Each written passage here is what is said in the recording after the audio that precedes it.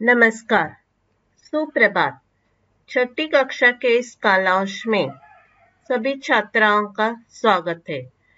आज हम पाठ 4 सोना और लोहा इस पाठ के बारे में जानकारी ले जाने वाले हैं। पाठ क्रमांक 3 जो है वो डिपार्टमेंट के सर्कुलर से वह पाठ नहीं है, तो पाठ के प्रश्नोत्तर और पाठ हम नहीं लेने वाले हैं। तो पाठ क्रमांक 4 सोना और लोहा यह पाठ हम पढ़ने जा रहे हैं। पन्ना क्रमांक 37 पाठ 4 सोना और लोहा। जन्म 21 जून। लेखक का नाम है रामेश्वर दयाल दुबे। उनका जन्म 21 जून 1908 उत्तर प्रदेश।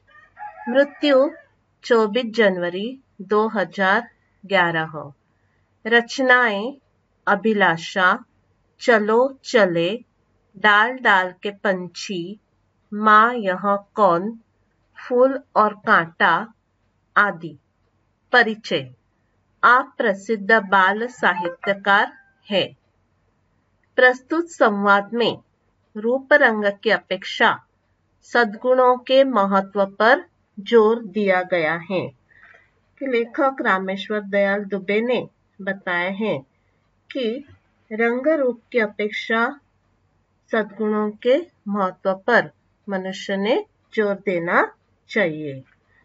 कि यहाँ इस कहानी में आपको पता होता है कि सोने को अपने रूप रंग का बहुत घमंड था, लेकिन घमंडी का सिर हमेशा नीचा ही होता है। तो इस कहानी से हमें यह सीख मिलती है कि रंग रूप की अपेक्षा सद्गुणों का महत्व अधिक होता है। तो एक छोटी सी कहानी, एक काल्पनिक कहानी मैं आपको यहाँ बताना चाहती हूँ कि कभी कभी व्यक्ति में बहुत घमंड रहता है अपने रूप रंग का। तो इसी तरह सोने का भी अपने रूप और रंग का बहुत घमंड था। तो मैं कहानी बता रही हूँ। एक दिन हवा और सूर्य में झगड़ा हो गया। हवा कहती थी कि वह बलवान है, सूर्य कहता था कि वह बलवान है। दोनों में बहुत बहस हुई, पर कोई हल न निकाला। तभी दोनों ने देखा एक आदमी कंबल ओढ़कर जा रहा है। तो हवा ने कहा, हम दोनों में से जो इसका कंबल उतरवा देगा वही बलवान माना जाएगा। सूर्य ने शर्त मान ली। पहला अवसर हवा को मिला। वह बहुत तेज गति से चलने लगी। थोड़ी देर में यहाँ आंधी में बदल गई। तेज हवा के कारण उस आदमी को और अधिक सर्दी लगने लगी। उसने अपना कंबल अच्छी तरह लपेट लिया। हवा ने बहुत जोर लगाया, पर वह आदमी का कंबल न उतरवा सकी। अब सूर्य की बारी थी। उसने अपना कमाल दिखाना शुरू किया। सूरज तेजी से चमकने लगा। देखते ही देखते सर्दी समाप्त हो गई। मौसम गर्म होने लगा। उस आदमी को गर्मी लगने लगी और पसीना आ गया। उसने अपना कंबल उतारकर हाथ में ले लिया। तो हवा का घमंड सदा के लिए टूट गया। वह सिर झुकाकर सूर्य से बोली, तुम सचमुच बलवान हो। अभी इसमें से सीख मिलती है कि घमंडी का सिर हमेशा नीचा होता है। तो यही इस कहानी में बताया है कि सोने को अपने रूप रंग का बहुत घमंड था और उसका सिर नीचा हो गया, क्योंकि लोहा सबसे बलवान है। और इससे सीख मिलती है कि हम अपने रंग रूप की अपेक्षा में सद्गुणों पर अधिक महत्व देना चाहिए। तो लेखक रामेश्वर दयाल दुबे ने इस पाठ में लोहे और सोने का उदाहरण देकर मनुष्य को मनुष्य में रूप रंग की अपेक्षा सद्गुणों के महत्व पर जोर देना चाहिए, यह बात उन्होंने बताई है। देखिए कि सोना लोहा दोनों का महत्व अपने जीवन में है, लेकिन अगर देखा जाए तो इनका महत्व कुछ अधिक ही है, क्योंकि लोहा भी सोने की रक्षा करता है।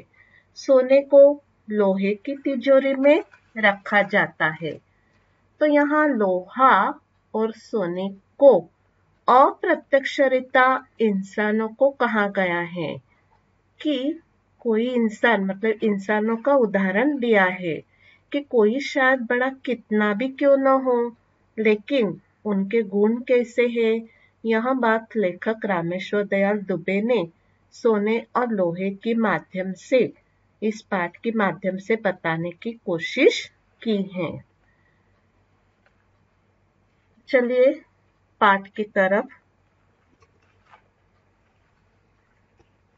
अब चित्र में देख रहे हैं कि तिजोरी में सोना है और यह संदूक यानी लोहे का बनाया हुआ है। आगे देखते हैं।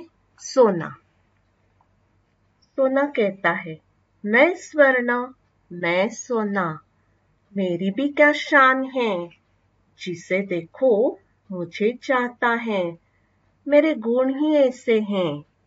देखिए स्वर्ण यानी क्या, सोना, और मैं सोना मेरी भी क्या शान, शान यानी क्या, ठाट बाट, जिसे देखो मुझे चाहता है, सब मुझे चाहते हैं क्योंकि मेरे गुण ही ऐसे हैं, ऐसे सोना कहता है।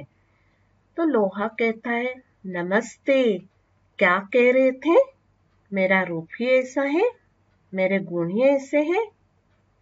सोना ने कहा, मैं क्या झूठ बोल रहा हूँ, मेरा चमकता पीला रंग देख, संसार में मैं सबसे सुंदर हूँ।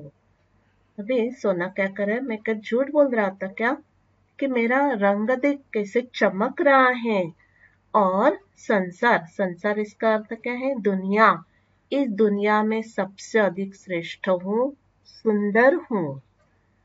लोहा, सोने, पहले यह तो बता कि तू तिजोरी से बाहर क्यों आया। लाख बार कहा कि तेरा बाहर आना खतरे से खाली नहीं, मगर तू मानता ही नहीं। तेरी रक्षा का भार मुझ पर है।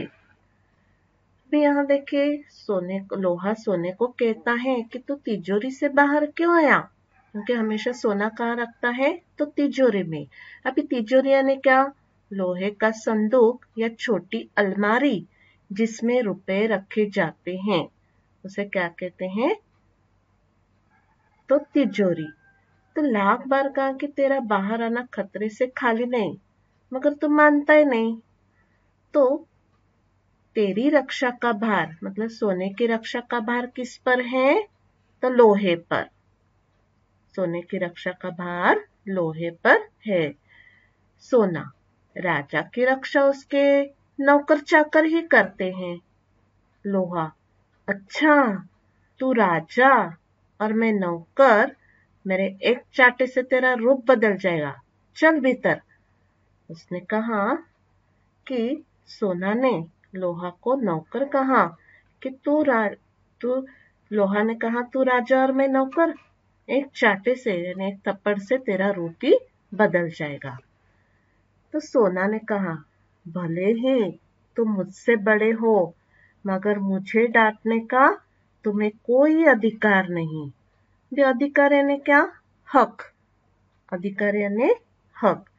मेरे 10 ग्राम का मूल्य 25,000, तो तुम 25-30 रुपए में किलो के हो। तो उसने कहा कि मेरे 10 ग्राम का मूल्य, मूल्य यानी क्या, कीमत, मूल्य यानी कीमत। तो बच्चों इसमें यहाँ है कि 10 ग्राम सोने का मूल्य कितना होता है, तो 25,000, और 1 किलो लोहे का मूल्य कितना है, तो 25-30 रुपए में। मतलब आजकल यह बहुत महंगा हो गया सोना।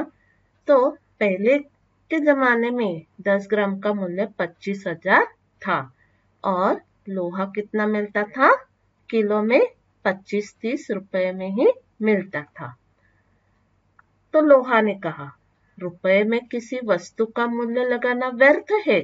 व्यर्थ यानी क्या? बेकार की बात है। अभी मूल्य यानी क्या? कीमत। किसी वस्तु का मूल्य लगाना बेकार की बात है। व्यर्थ यानी बेकार।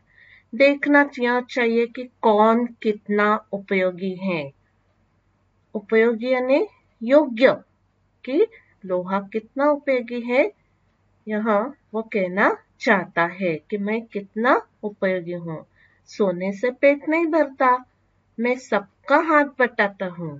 अरे हाथ बटाना यानी क्या? मदद करना। हाथ बटाना यानी क्या? मदद करना। जैसे आप अपने माँ को उनके काम में हाथ बटाते हो, वैसे ही लोहा क्या करता है? सबको मदद करता है, यानी सबका हाथ बटाता है। जैसे किसान, मजदूर वगैरह, वो लोहे के औजार ही, किसान अपने खेत में लोहे के औजार का ही उपयोग करते हैं। तो यहाँ तक रुकते हैं। आगे का पाठ हम अगले तासिका में देख लेंगे। यहाँ इस पाठ में जो कठिन शब्द के अर्थ मैंने बताए, वो अपने कॉपी या शीट में लिख लीजिए। धन्यवाद।